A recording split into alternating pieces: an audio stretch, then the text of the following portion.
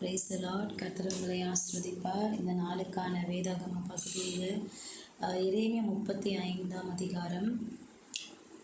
யோசியாவின் குமாரனாகிய யோயாக்கீம் என்னும் யூதா ராஜாவின் நாட்களில் எரேமியாவுக்கு கர்த்தரால் உண்டான வார்த்தை.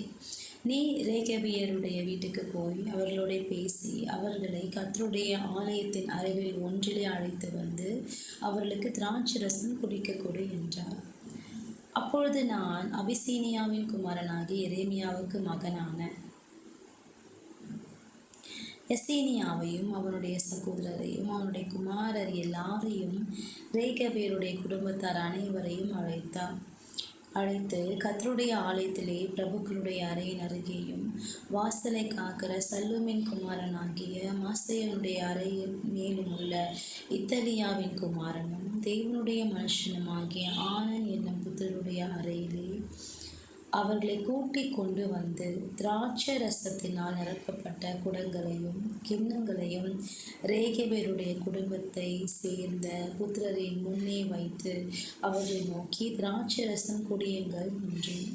அதற்கு அவர்கள், நாங்கள் திராட்சை ரசம் குடிக்கிறது இல்லை, ஏனென்றால் ரெகாபின் குமாரனாகி எங்களுடைய தகப்பன் யோனதா நீங்கள் பரதேசிகளாய் தங்குகிற தேசத்தில் நீடித்திருக்கும்படிக்கு நீங்களும் உங்கள் பிள்ளைகளும் என்றென்றைக்கும் திராட்சரசம் குடியாமலும் வீட்டை கட்டாமலும் விதையை விதையாமலும் திராட்சை தோட்டத்தை நாட்டாமலும் அதை கையாளாமலும் உங்களுடைய எல்லா நாட்களிலும் கூடாரங்களிலே குடியிருப்பீர்களாக என்று எங்களுக்கு கட்டளையிட்டார்.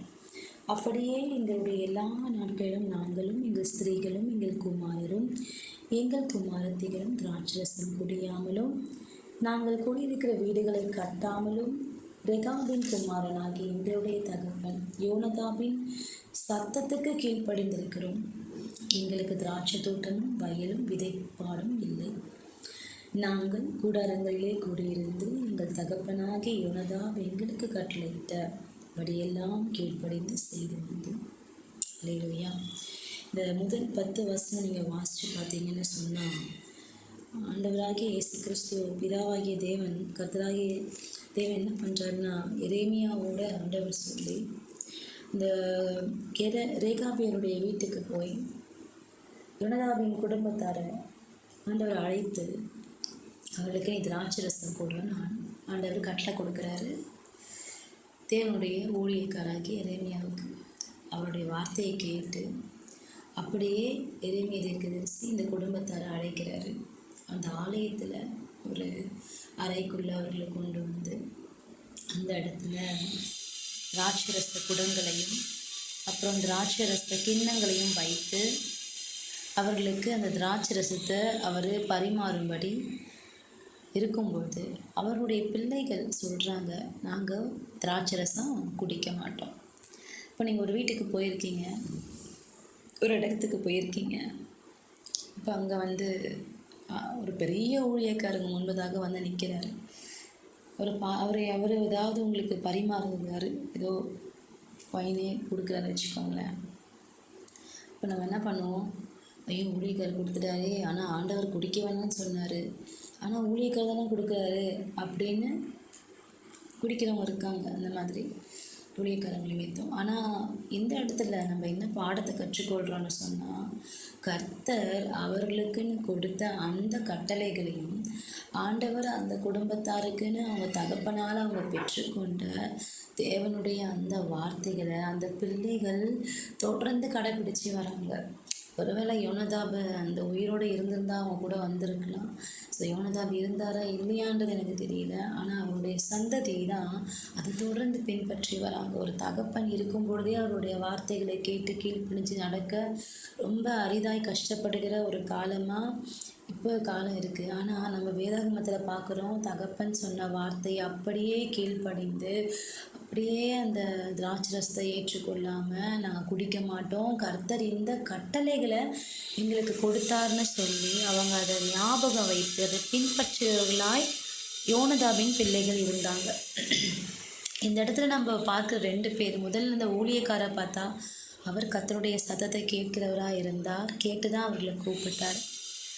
அதே மாதிரி இந்த இடத்துல பார்க்கும்பொழுது அந்த குடும்பத்தார் தேவனுடைய சத்தத்தை கேட்ட தங்கள் தகப்பனாகிய யோனதாப் அவர் கொடுத்த கட்டளைகளை அப்படியே பின்பற்றுவர்களாக இருந்தாங்க. அந்த பின்பற்றி அவர்கள் கடைப்பிடிச்சதுனால தான் அந்த இடத்துல தேவ மனிதருக்கு முன்பதாக அவங்க தைரியமாக சொல்கிறாங்க, நாங்கள் இதை குடி. நீங்கள் தொடர்ந்து இந்த அதிகாரத்தை வாசிக்கும் பொழுது கர்த்தர் இந்த குடும்பத்தாரை கீழ்ப்படியாமல் இருக்கிற யூதாவுக்கும் சொல்வார் பாருங்களேன். இசுவேன் தேவனாகிய 13ஆம் வசனத்தில் வாசிக்கிறேன்.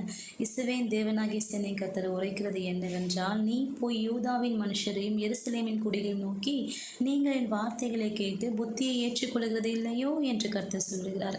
திராட்சசம் குடியாதபடிக்கு ரெகாபின் குமாரனாகிய யோனதாப் தன் புத்தருக்கு கட்டளையிட்ட வார்த்தைகள் கை கொள்ளப்பட்டு வருகிறது. அவர்கள் என்னால் மட்டும் அதை குடியாமல் தங்கள் தகப்பனுடைய கட்டளைக்கு கீழ்ப்படிந்திருக்கிறார்கள். ஆனாலும் நான் உங்களுக்கு ஏற்கனவே சொல்லிக்கொண்டே இருந்தும் எனக்கு கீழ்ப்படியாமல் போனீர்கள். அப்போ கர்த்தர் இந்த நாளிலே கூட நம்ம என்ன கற்றுக்கொள்கிறோம், நம்ம எந்த மாற்றத்தை நாம் விரும்ப வேண்டும் என்று சொன்னால், கர்த்தர் நமக்கு என்ன கட்டளை கொடுத்தாரோ, நம்முடைய பிதாக்களுக்கு என்ன கட்டளை கொடுத்தாரோ அப்படியே நம்ம பின்பற்றுவர்களாய் நாம் இருக்க வேண்டும் என்பதை கர்த்தர் இங்கே விரும்புகிறார். அதை அவர் பார்த்து கொண்டே இருக்கிறார். ஏன்னா ஆண்டவர் அதை இங்கே எக்ஸாம்பிளாக சொல்கிறாரு. ஒரு குடும்பம் வாழ்கிற வாழ்க்கையை ஒரு தேசத்துக்கே ஆண்டவர் எடுத்துக்காட்டாக சொன்ன ஒரு குடும்பம் தான் இந்த குடும்பம். ஹல்லேலூயா. 2 தேசங்களுக்கு எடுத்துக்காட்டாக கர்த்தர் ஒரு சாட்சி சொல்கிறாரு இந்த குடும்பத்தை குறித்து. ஸோ உண்மையாகவே இந்த நாட்களிலே ஆண்டவரே எங்கள் வாழ்க்கை கூட தேசங்களுக்கு சாட்சியவர்களாக எங்களை மாற்றும் ஆண்டவர். இன்றைக்கி அநேக வேலை நம்ம சொந்த வாழ்க்கையில் சாட்சி இல்லை தான், குடும்ப வாழ்க்கையில் சாட்சி இல்லை. ஆனாலும் கர்த்தர் நமக்கு என்ன சொல்கிறாருன்னா, அவர் நேற்றும் என்றும் என்றும் மாறாதவர். நம்ம மாற்றம் என்று சொல்லும் பொழுது ஒரே ஒரு நாளில் வரக்கூடியது அல்ல. ஆனால் அனுதினமும் கொஞ்சம் கொஞ்சமாக நிச்சயமாக மாற முடியும். கர்த்தர் நிச்சயமாக உங்களோட சில காரியம் சொல்லியிருப்பார். இதை நீ செய்யக்கூடாது, இதை உன் பிள்ளைகள் செய்யக்கூடாது, இதை உன் சபையில் நீ செய்யக்கூடாது, இதை உன் தேசத்தில் நீ அனுமதிக்கக்கூடாது என்று சொல்லி கர்த்தர் உங்களுக்கான சில கட்டளைகளை கொடுத்திருந்து, ஒருவேளை அந்த கட்டளை நம்ம கீழ்ப்படியாமல் போய் அது நிமித்தம் சில காரியங்களை நம்ம அனுபவித்து கொண்டிருந்தாலும் கர்த்தர் என்றைக்கும் நம்மை மாற்ற அவர் வாஞ்சியாக இருக்கிறார். நம்ம அந்த தேசத்து ஜனங்களுக்கு கூட அவங்க மாறணும்னு சொல்லி தான் ஆண்டவர் அவங்களை எச்சரிக்கிறாரு. ஏன் நம் தேவன் மிகவும் இரக்கமுள்ளவர், அவர் மன்னிக்கிறவர். நம்மை எப்படியாவது அவருடைய பிள்ளைகளாக பரிசுத்தவான்களாக சுத்திகரித்து பிதாவுக்கு முன்பதாக கரைத்திரை அற்றவர்களாக நிறுத்தும்படியாக அவர் மிகவும் நம் மீது வாஞ்சையாக இருக்கிறார். நீங்கள் தொடர்ந்து இதை வாசிக்கும் பொழுது ஆண்டு கடைசியாக இந்த வசனம் பாருங்கள். அதனால் சக நாட்களும் எனக்கு முன்பாக அந்த குடும்பத்தாருக்கு ஒரு ஆசீர்வாதத்தையும் கொடுக்கிறார். என்ன ஆசீர்வாதம்? சகல நாட்களிலும் அந்த அந்த யோனதாவுக்கு, ரெகேபின் குமாரனான யோனதாவுக்கு இல்லாமற் போதலே தேவனுக்கு முன்பதாக நிற்கத்தக்க ஒரு புத்திரன், ஒரு புருஷன் ரெகாபின் குமாரனாகிய யோனதாவுக்கு இல்லாமல் போவதில்லை என்று இஸ்ரவேலின் தேவனாகிய சேனையின் கர்த்தர் சொல்லுகிறார். அப்போ ஆண்டவர் 15 நம்மளை பார்த்து சொல்கிறாரு, நீங்கள் அந்நிய தேவர்களை சேவிக்கும்படி அவர்களை பின்பற்றாமல் அவனவன் தன் பொல்லாத வழியை விட்டு திரும்பி உங்கள் நடக்கையை சீர்திருத்துங்கள், அப்பொழுது உங்களுக்கு உங்கள் பிதாக்களுக்கும் நான் கொடுத்த தேசத்திலே குடியிருப்பீர்கள் என்று சொல்லி தீர்க்கதரிசிகளாகிய தன் ஊழியக்காரரை எல்லாம் நான் உங்களிடத்திற்கு ஏற்கனவே அனுப்பி கொண்டிருந்தோம். நீங்கள் உங்கள் செவியை சாயாமலும் எனக்கு கீழ்ப்படியாமலும் போனீர்கள். அப்போ ஆண்டவர் யோனதாவின் புத்திரர்களை மிகவும் நேசித்தார்.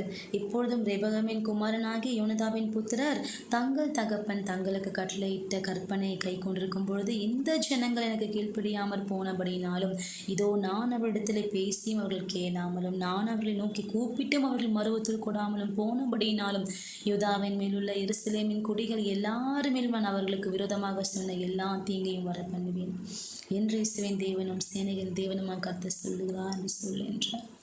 தேவனுடைய பிள்ளைகளே பேசி கொண்டிருக்கிற நானும் கூட அநேக காரியங்களை மனம் திரும்ப வேண்டியது அவசியமாக இருக்கிறது.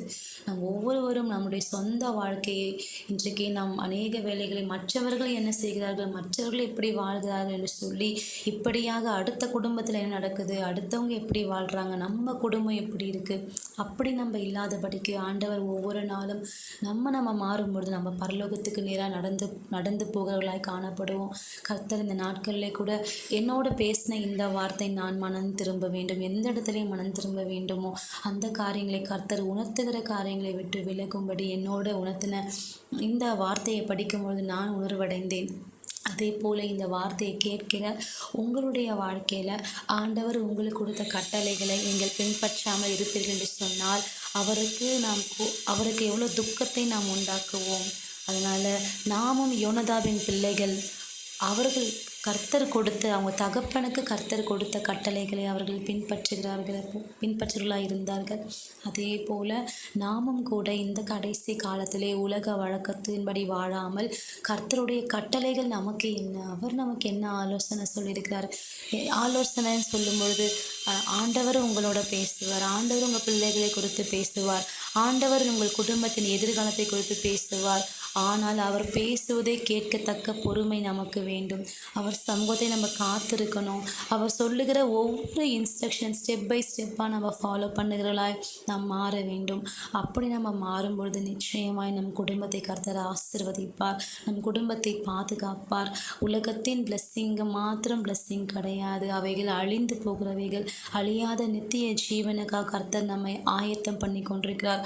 அவருக்கு நாம் விட்டு கொடுக்க வேண்டும், அவருக்கு நம்மை ஒப்புவிக்க வேண்டும்.